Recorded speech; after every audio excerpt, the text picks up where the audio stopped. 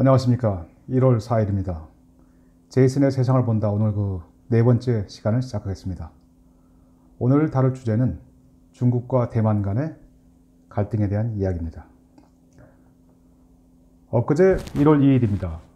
중국의 시진핑 국가주석이 대만에 대해서 강력한 경고 메시지를 보냈습니다.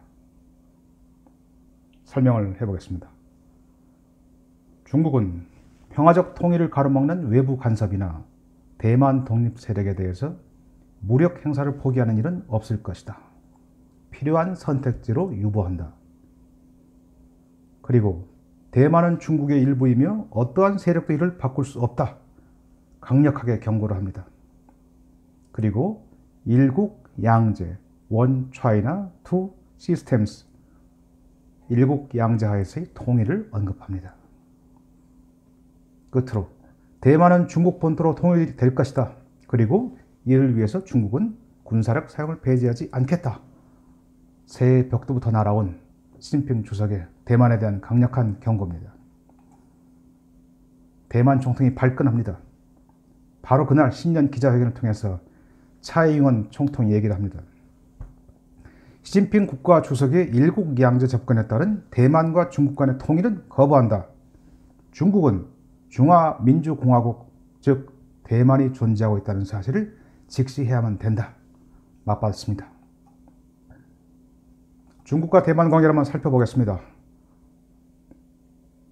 잘 아시겠지만 중국은 1949년 건국이 됩니다. 이때부터 대만을 본토에서 떨어져 나온 일개 반란주다 라고 규정을 합니다. 그리고 대만이 정권 교체가 되는 시기마다 이야기를 합니다. 분리독립 움직임 하지 마라. 만일에 하면 언제든 무력을 써서라도 통일 과업을 완수할 것이다. 미국도 그간은 사실 소극적이었습니다. 미국과 중국이 수교하고 원 차이나 정책에 따라서 1979년 대만과 국교를 단절합니다. 대만의 수도 타이베이에는 대사관이 아닌 대표만 남겨놓습니다. 그리고 중국 정부의 하나의 중국, 원 차이나 정책은 적어도 이번에 2017년 1월에 트럼프가 집권하기 전까지는 국제사회에서 외교 원칙으로 그대로 받아들여져 왔습니다. 그러나 정작 대만은 단 한 번도 중국의 속국으로, 중국의 반란주로 여긴 적이 없습니다. 스스로 독자적 화폐제도를 가지고 있고 정치 사법제도를 가진 주권 국가다라고 생각합니다. 물론 중국 본토로부터 정식으로 독립을 선언한 적도 없습니다. 어찌됐든 그렇게 대만은 지난 수십 년간 중국의 압박 속에서 국제사회에서 고립이 된 채, 외교적으로 고립이 된 채 중국의 끊임없는 군사적 침공 위협에 노출됩니다. 2016년 1월에 대만 역사상 처음으로 여성 정치인이 총통에 선출됩니다.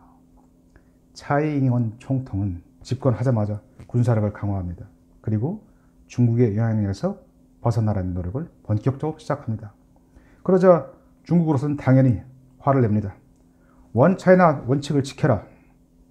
대만의 집권 민중진보당, 민진당에 대해서 분리독립 움직임 하지 말라 경고를 합니다. 말만 하는 게 아닙니다. 최근에는 중국과 대만을 가르는 대만 해협에서 대규모 함대를 동원해서 실사격 훈련을 실시합니다. H-6 장거리 폭격기를 동원해서 아예 대만 섬을 빙빙 돕니다. 위협적으로 선회하면서 군사적 압박을 지속합니다. 대만 문제는 시진핑 주석한테 아주 중요한 문제입니다. 중국 주권에 대한 직접적 도전입니다. 시 주석으로서는 결코 허용할 수 없는 레드라인은 바로 그것입니다. 그리고 시 주석은 자신의 임기 중에 대만을 중국에 붙여서 전 중국을 통일하겠다는 원대한 야망을 갖고 있습니다. 2017년 10월입니다. 미국의 싱크탱크 프로젝트 2049, 여기에 이안 이스턴 연구원이 있습니다. 아시아 안보 문제를 주로 다루는 미국의 싱크탱크입니다. 이 연구원이 책자를 하나 펼쳐냈는데 중국 침공 위협입니다. 이 책자에서 중국군의 내부 비밀 문건을 인용해서 중국이 2020년에 대만을 침공할 계획이다 라고 폭로를 합니다. 책자의 내용을 조금 더 들어가 보겠습니다. 중국군은 개전 초기 1300 내지 1500발의 미사일을 대만 총통부, 국방부, 군 지휘부, 해군 공군기지를 집중 타격합니다. 그리고 전투기와 폭격기가 주요 도시를 공습합니다. 때를 맞춰서 대만의 11개 해안 지점으로 중국군이 밀려들면서 상륙작전을 전개합니다. 개전 3일 만에 중국군이 40만 명의 중국군이 대만으로 밀려들고 해안을 장악하고 나아가 시가전에 나서고 중부 산악지역을 점령하러 나선다는 계획입니다. 3일이면 미군이 대만을 구하기 위해서 오기에는 짧은 시간입니다. 중국은 미군이 도착하기 전에 모든 상황을 종료하겠다라는 의도가 들어있는 겁니다. 원래 이 중국의 대만에 대한 침공 계획은 2013년 6년 전에 대만 국방부에서 발표를 한 내용입니다. 이 내용을 조금 더 설명을 드리겠습니다. 중국이 대만을 침공할 때는 중국인민해방군의 모든 군이 참가합니다. 육군, 공군, 해군, 로켓군 4개 군이 중국 5대 전구 중에서 2개 전구, 동부 전구, 남부 전구에 4개 군이 참여합니다. 이 로켓군은 과거 제2포병으로 불렸습니다. 지금은 이제 재래식 미사일, 핵미사일 다 관할하는 부대입니다.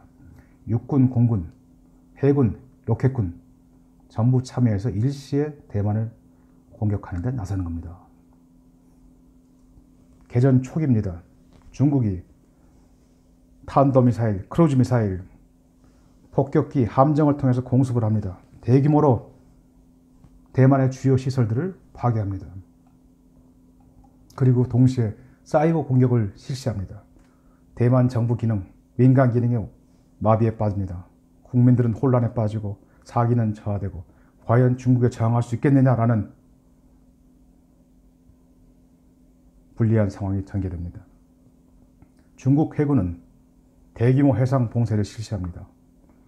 대만은 일본과 한국처럼 에너지와 자원을 모두 해상 수송을 통해서 받고 있습니다. 해상 공급로가 차단되면 대만은 오래 버티지 못합니다. 그리고 동시에 미국의 지원 함대가 들어오기가 어려워지게 되는 겁니다. 자, 이렇게 한 3일간에 걸쳐서 사전 정지 작업을 하면 본격적으로 이제 4일에서 4, 5, 6, 7, 4일간에는 중국군이 40만 명의 병력을 동원해서 대만 해협을 넘습니다. 대만 해협은 폭이 160km 정도. 물살이 상당히 빠른 것입니다. 여기를 넘어서 대만에 도착합니다. 대만 북부 또 대만 남서부에 교두보를 확보합니다. 대만은 중부 동부는 험준한 산악지형이라 접근이 어렵습니다. 그리고 대만은 해안선의 상당 부분이 또 갯벌입니다. 결국 모래가 있는 상륙작전이 가능한 곳은 약 70km 정도입니다. 대만 북부, 남서부 지역입니다. 그렇다면 이렇게 중국이 대규모 병력을 동원해서 대만을 압도하면 통일이 된다. 저는 군사적 성공 가능성은 상당히 낮다라고 봅니다. 최소한 2020년 내년입니다. 중국이 대만을 군사적으로 정복하기는 어렵다고 봅니다. 4가지 정도 이유를 설명드리겠습니다. 상륙작전을 하려면 상륙 강습함이 필수입니다. 중국이 지금 가진 상륙 강습함은 4척입니다. 타입 071 4척입니다. 상륙 강습함. 이 상륙 강습함은 한 척당 500에서 800명의 무장 병력을 싣고 또 상륙 작전을 지원하는 호버크래프트를 싣고서 갈 수가 있습니다. 그 외에 중국은 이 4척의 강습함 말고 약 900척의 소형 선박들을 동원할 수가 있습니다. 내년도에는 2020년에는 타이프 071 강습함이 한 척이 더 늘어납니다. 그러면 5척의 대형 강습함, 900척의 소형 함선으로 대만에 상륙한다. 군사적 전문가들은 어렵다고 봅니다. 최소 12척의 상륙 강습함을 보유해야 일시에 대만 해안에 도착해서 교두보를 확보할 수 있다고 판단합니다. 두 번째 이유입니다. 중국군은 전투 경험이 부족합니다. 가장 마지막에 가장 최근의 전쟁이 40년 전인 1979년입니다. 베트남과의 전쟁입니다. 그 전에 있었던 전쟁은 1950년 한국에서 일어난 6.25 전쟁입니다. 6.25 전쟁 때 중공군은 인해 전술을 썼습니다. 엄청난 병력이 총도 안 된 병력들이 심지어 밀려옵니다. 1파, 2파. 미군이 당해낼 수가 없습니다. 그러나 이때 중공군은 하루에 2,300명의 사상자가 발생했습니다. 1979년 베트남과의 전쟁입니다. 중공군은 베트남 국경에서 겨우 5마일을 들어갔습니다. 5마일만 병참 보급로로 개척을 한 겁니다. 보병은 앞서 가고 있는데 보급로 개척이 늦어진 겁니다. 그러니까 병사들로서는 무기와 탄약과 식량이 제때 공급해야 전진을 할 수 있는데 어려워지는 겁니다. 또 하나, 당시 중공군은 아주 높은 사망자가 발생했습니다. 전투에서 총을 맞은 병사들이 후방으로 즉각 후송이 안 된 겁니다. 즉각 후송이 돼서 병원에 도착해야 구할 수 있는 건데 가장 중요한 부상병 후송 능력마저 없었던 겁니다. 싸움은 많이 해본 사람이 이깁니다. 많이 맞아봐야 맷집이 커집니다. 지금 이 지구상에서 가장 싸움을 많이 해본 나라는 누굴까요? 미국입니다. 아프간에서만 벌써 19년째 싸움을 하고 있습니다. 세 번째 이유입니다. 대만 공격은 절대 기습 공격이 불가능합니다. 아무리 늦어도 2개월 전, 그것도 아니면 1개월 전에는 징후가 탐지가 됩니다. 대규모 병력과 탱크와 야포와 항공기가 움직입니다. 상대 국가로서는 즉각 알 수밖에 없습니다. 또 하나 문제가 있습니다. 징후가 탐지되는 것뿐 아니라 대만 해협이 가진 자연 조건입니다. 대만 해협은 안개가 심하고 강풍이 세서 물살이 빠른 곳입니다. 1년 12달 중에서 2개월만 상륙작전이 가능한 곳입니다. 4월과 10월. 4월에는 바람이 비교적 잔잔해지고 안개가 좀 있습니다. 10월은 안개도 사라지고 바람만 약하게 붑니다. 상륙작전을 위해서는 이 10월이 가장 좋은 계절입니다. 그렇다면 대만으로서는 1년 12달 중에서도 4월, 10월을 중국군의 공격 가능성이 있다라고 사전 대비할 수 있다는 겁니다. 기습 공격이 전투의 가장 중요한 요소인데 중국군으로서는 대만을 기습 공격한다는 것은 불가능한 겁니다. 마지막으로 가장 중요한 것입니다. 대만의 뒤에는 미국이 받치고 있습니다. 미국은 유사시에 대만을 돕기 위해서 개입합니다. 미군 7함대, 여기에는 항공모함, 잠수함, 함정, 그리고 즉각 상륙작전에 투입이 가능한 4,000명의 해병이 있습니다. 괌기지에는 전략 폭격기가 대기하고 있습니다. 몇 시간 이내면은 대만 전선에 온다는 얘기입니다. 여기서 중국 지도부에 고민이 있습니다. 그렇다면 대만을 침공하기 전에 먼저 미군 기지를 공격한다? 이건 자살 행위입니다. 미국과 중국 간의 전면전입니다. 3차 세계대전을 의미합니다. 어느 누구도 승자가 될 수 없는, 어느 누구도 시작을 해서는 안 되는 전쟁인 겁니다.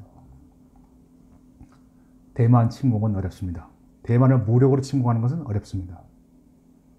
그런 말이 있죠. 남을 공격하려면 네 인생도 걸어라. 자, 미국이 이렇게 대만에 대해서 유사시에 보호를 하기 위해서 달려온다. 미국은 과연 어떻게 대만에 대해서 정책을 펴고 있는지 한번 살펴보겠습니다. 엊그제 1월 2일입니다. 미국 정부가 아시아 안심 법안을 발효했습니다. 아시아 Reassurance Initiative Act, ARIA 법안입니다. 아시아 안심 법안. 이 법안에는 대만에 대한 무기 판매가 포함이 되어 있고 인도 태평양 지역에서의 항해 자유작전을 정기적으로 실시하겠다라는 내용이 들어있습니다. 중국이 강력하게 반대해온 내용입니다. 미국으로서는 중국의 반대에도 불구하고 아시아에서의 중국의 경제, 군사력 증강에 대처하겠다는 겁니다. 아리아 법을 가지고 중국이 군사 거점화를 추진하고 있는 남중국해에서 항해와 비행의 자유작전을 계속 실시하겠다는 내용입니다. 미국 외교부 대변인이 발표를 합니다. 이 법안은 하나의 중국 정책을 심각하게 위반하는 것이다. 중국의 내정에 간섭하는 것이다. 이렇게 반발을 합니다. 하나의 중국 원칙, 본토 중국, 그리고 대만, 홍콩, 마카오 등은 모두 중국의 일부이자 하나다. 결코 나눠줄 수 없다는 것을 의미합니다. 지금 중국은 그간의 금과 옥조로 잘 지켜왔던 하나의 중국 정책이 흔들리는 위기를 맞고 있습니다. 미국이 대만을 과연 어떻게 지킬 것인가? 미국은 대만을 포기할 생각이 없습니다. 설령 중국과 무력 충돌의 위험이 있더라도. 2차 대전 당시에 메가다 장군은 대만을 불침 항모, 결코 침몰하지 않는 항공모함이라고 불렀습니다.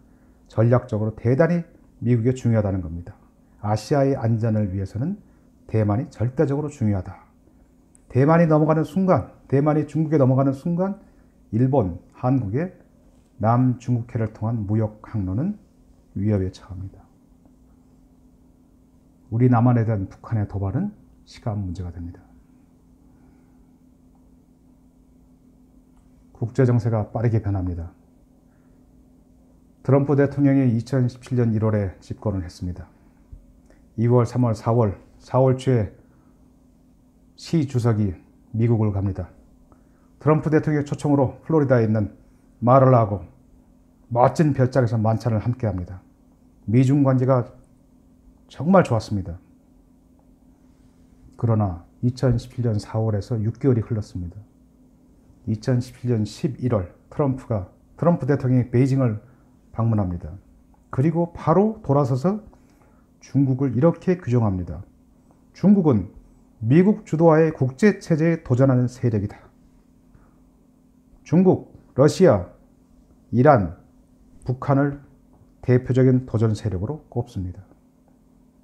그래서 어떻게 하겠느냐? 본격적으로 무역 제재에 나섭니다. 대만 카드를 꺼냅니다. 대만을 가지고 중국을 흔들기 시작합니다.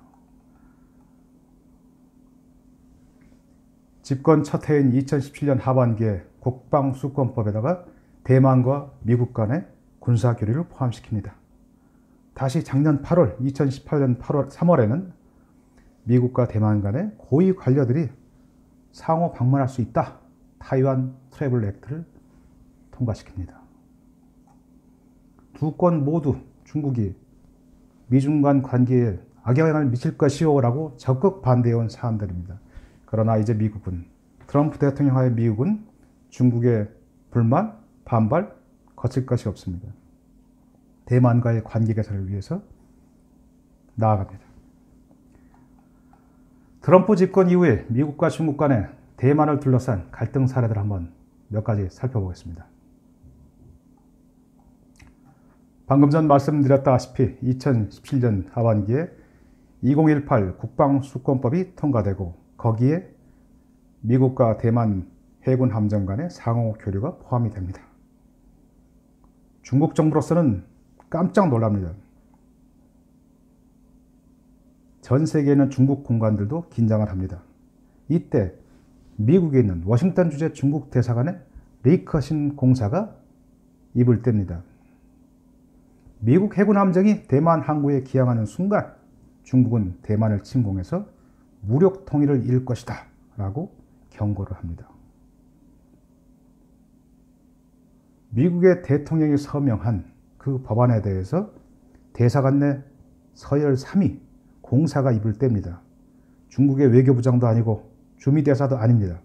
중견 외교관이 타국 대만에 대해서 무력 침공을 하겠다 위협을 하고 미국 해군의 작전권에 대해서 반박을 하는 기막힌 일이 발생한 겁니다.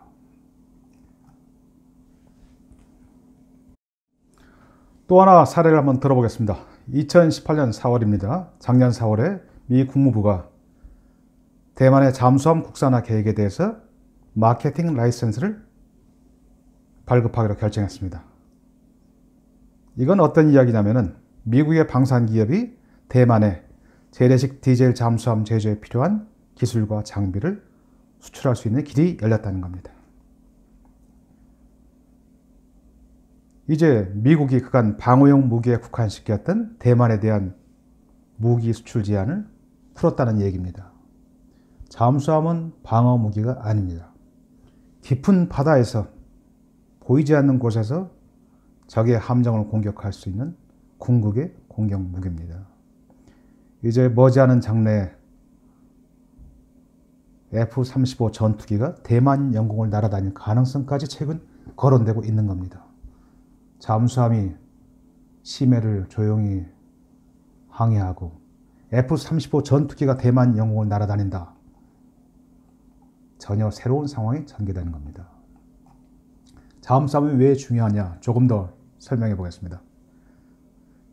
중국과 대만 해협을 사이에 두고 있는 대만으로서는 상륙작전 저지를 위해서는 함정 이동을 막기 위해서는 해군과 공군, 그 중에서도 잠수함 전력 확보가 가장 중요한 현안이었습니다.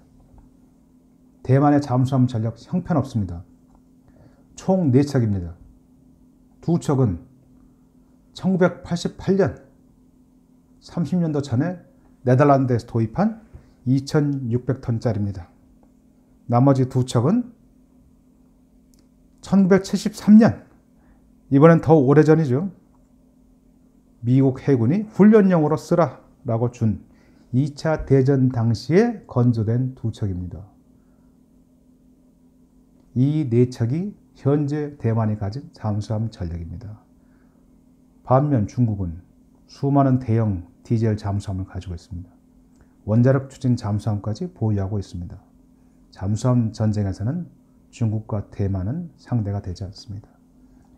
대만으로서는 디젤 잠수함 건조가 최대 관건이었습니다. 기술을 얻기 위해서 나갑니다.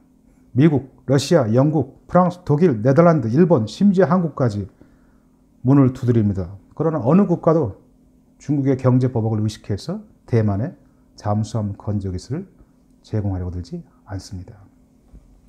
결국 2017년 국산화 계획을 발표합니다. 설계 4년, 건조 4년, 시험 운용 2년, 총 10년간의 기간입니다. 2017년부터 2027년까지 10년간 총 8척의 잠수함을 실전 배치하겠다는 겁니다. 1200톤에서 3000톤급 되는 잠수함입니다. 그러나 여전히 어려움은 있습니다. 가장 중요한 것은 잠수함의 핵심 기술, 음파 탐지기, 어뢰 발색안, 수색 잠망경, 동력 추진 장치, 이런 기술을 어디에서 확보하느냐 하는 겁니다. 그런데 마침내 2018년 4월에 미 국무부에서 기술 수출을 용인한 겁니다. 이제 대만이 기존의 4척의 잠수함, 이 중에서 2척에 대해서는 지금 성능 개량 사업을 실시할 예정입니다. 그리고 추가로 2027년까지 8척을 독자 건조하게 된다면 중국군이 대만 해협을 건너서 상륙작전에 나서기는 상당히 어려워진다는 얘기입니다. 또 하나 최근에 그 사례를 들어보겠습니다. 작년 2018년 4월 24일입니다. 2대의 미 공군 B-52 전략 폭격기가 괌에 있는 앤더슨 공군기지를 이륙합니다. 대만과 필리핀 사이에 바시 해협을 통과한 다음에 기술을 틀어서 중국 쪽을 향해서 항진합니다. 중국 본토 광둥 해안에서 불과 250km 떨어진 둥사 군도를 한 바퀴 돈 후에 일본의 오키나와 기지로 북상을 하는 특이한 사건이 있었습니다. 광둥 해안 근처라면 미국의 B-52가 중국 본토에 있는 주요 군사 목표를 향해서 크루즈 미사일을 발사할 수 있을 정도로 가까운 위치입니다. 중국의 대만에 대한 군사적 위협에 대한 미국의 엄중한 경고입니다. 미국은 그간 제껴뒀던 버려졌던 대만 카드를 새롭게 들여다보고 있는 겁니다. 마지막으로 또 하나의 사례입니다. 2017년 1월 5일, 2년 전입니다. 태평양 함대 제3함대 소속의 칼 빈슨 항모전단이 남중국해를 향해 떠났습니다. 2017년 1월 5일 모항인 미국의 샌디항을 출발해서 2월 18일 남중국해로 들어섰습니다. 미국은 발표합니다. 통상적 활동이다. 그러나 통상적 활동에는 깊은 의미가 숨어 있습니다. 이제까지 미국의 태평양 함대는 일본 요코스카 항에 기항하고 있는 제7함대만으로 중국과 러시아의 위협에 맞서왔습니다. 샌디에고에 있는 제3함대는 태평양 함대 제7함대의 후방 지원 기지 역할을 해온 겁니다. 그런데 이 제3함대에 속해 있는 항모가 태평양 한가운데에 있는 날짜 변경선을 넘어서 서태평양으로 들어선 것은 2차 대전 이후 최초의 일입니다. 70여 년 만에 처음으로 발생하는 일입니다. 미국은 1979년 중국과 수교했습니다. 대만과 단교하고 이후에는 원 차이나 팔러시, 철석같이 지킵니다. 대만 문제에 대해서 소리를 내지 않았습니다. 그러나 이제 그런 정책에 근본적 변화가 일어나고 있는 겁니다. 특히 트럼프 대통령이 집권하면서부터 중국에 대한 미국의 시각은 새롭게 변하고 있습니다. 미국의 대중국 정책을 움직이는 브레인들 누군가 한번 보겠습니다. 존 볼튼 백악관 국가안보보좌관, 그 밑에 삼각편대가 있습니다. 백악관 NSC의 아시아 선임보좌관, 국무부의 아시아 태평양 담당 차관보, 국방부의 아시아 태평양 담당 차관보, 이 세 명의 삼각편대를 이루어서 중국, 한국, 일본, 대만에 대한 정책을 실무적으로 결정합니다. 미국의 이 아시아 태평양 담당 차관보라는 직급은 한국으로는 국장급에 해당하는 자리입니다. 정책을 결정하는 자리입니다. 오늘은 이 중에서 백악관의 NSC 아시아 선임보좌관 그리고 국방부의 아시아 태평양 담당 차관보 두 사람에 대해서 조금 더 깊게 말씀을 드리겠습니다. 랜들 슈라이버 국방부 아시아 태평양 담당 차관보는 국방부에서는 중국과 아시아 태평양 지역에 대한 외교 안보 정책을 진두지휘하는 핵심 직책입니다. 특이하게도 이 랜들 슈라이버는 예전에 국무부에서 국방부가 아닌 국무부에서 동아태 담당 부차관보를 지냈습니다. 그리고 잠시 관료직에서 물러나 있으면서 프로젝트 2049의 소장으로 활동했습니다. 프로젝트 2049는 아까 중국의 대만 침공 계획을 폭로한 바로 그 미국의 싱크탱크입니다. 여기서 근무를 하다가 2017년 12월에 국방부에 다시 돌아온 겁니다. 국무부였다가 국방부로 온 겁니다. 랜들 슈라이버는 중국에 대해서 강경한 입장을 취하고 있습니다. 한 명 더 보겠습니다.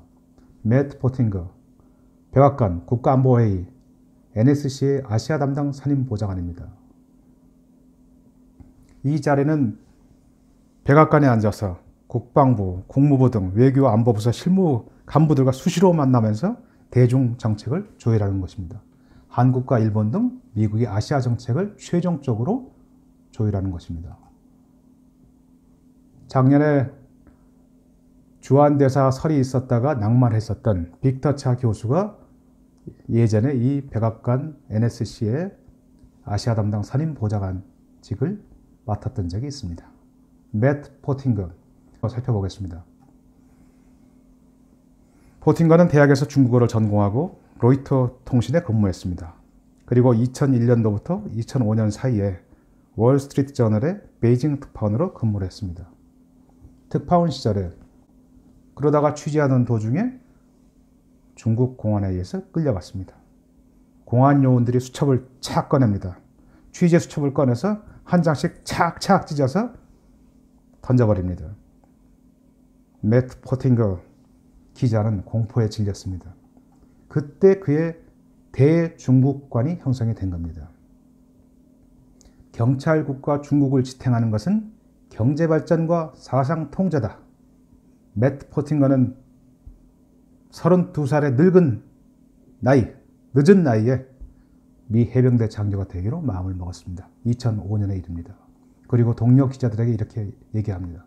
나는 그저 지켜보기보다 직접 체험하고 조국에 기여하고 싶다. 치열한 경쟁을 뚫고 해병대 초급 장교 훈련을 마치고 그는 5년간 이라크랑 아프가니스탄 전쟁에도 3차례 참전했습니다. 그리고 2017년 1월에 트럼프 정부가 출범하면서 백악관의 아시아 담당 선임 보좌관으로 앉았습니다. 존 볼튼 백악관 국가안보보좌관 역시 중국에 대해서는 강경합니다. 존 볼튼 보좌관은 예전부터 미국의 국익을 위해서라면 남중국해를 둘러싸고 중국과의 군사적 대결도 감수해야 한다 하는 강경론을 펴고 있습니다. 그리고 미국의 원차이나 정책에 대해서 이제 재검토할 때가 됐다. 대만에 대해서 미국의 첨단 무기를 판매해야 된다. 그리고 나아가 미군 파견을 검토해야 된다. 타이베이에 미군을 파견하는 문제까지 검토를 해야 된다라고 주장하는 대만의 아주 우호적인 인사입니다. 2019년입니다. 2019년 1월 새해 벽두부터 시 주석이 대만에 대해서 무력 침공 가능성을 경고하고 있습니다. 동아시아 정세는 급변합니다.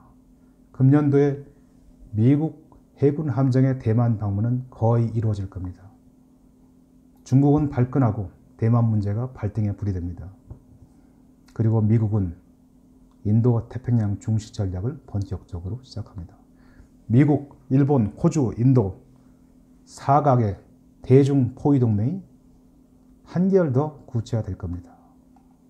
중국의 대만 관계를 보면서 중국과 미국 간의 관계를 보면서 문득 중국 외교의 어른들, 거목들을 생각합니다. 덩샤오핑. 중국의 건국, 중국의 근대사를 꿰뚫었던 덩샤오핑이 없습니다. 덩샤오핑이 얘기를 합니다. 도광양회, 빛을 숨겨라. 조용히 숨긴 채로 힘을 길러라. 중국은 지금 중국몽, 중국 굴기를 내세웁니다. 힘이 있다. 주변국을 압도하겠다. 나아갑니다. 70년대 미국과 중국 간의 관계 개선, 외교 관계를 새롭게 열었던 저우언라이, 주은래도 가고 없습니다. 생각합니다. 요즘 중국의 정치인이나 관료들 중에서는 우리가 사랑했던 삼국지에 나오는 그 온화한 유비, 너그러운 관우, 의리의 장비와 같은 인물을 찾아내기가 참 어렵구나. 원인이 어디에 있을까요? 1949년도부터 70년간 공산당 일당 독재주의를 지켜온 중국입니다. 이들은 민주주의와 법치 국가를 신봉하는 미국이나 우리와는 사고체계가 근본적으로 다를 수밖에 없는 겁니다. 마무리하겠습니다. 백악관 존 볼턴 보좌관이 즐겨 인용하는 구절입니다. 평화를 원하면 전쟁에 대비하라. If you want peace, prepare for war. 평화를 원하면 전쟁에 대비하라. 격동하는 2019년 동아시아, 대만이나 한국, 그 어느 때보다도 새겨들어야 할 내용이 아닌가 생각합니다. 여러분 대단히 감사합니다.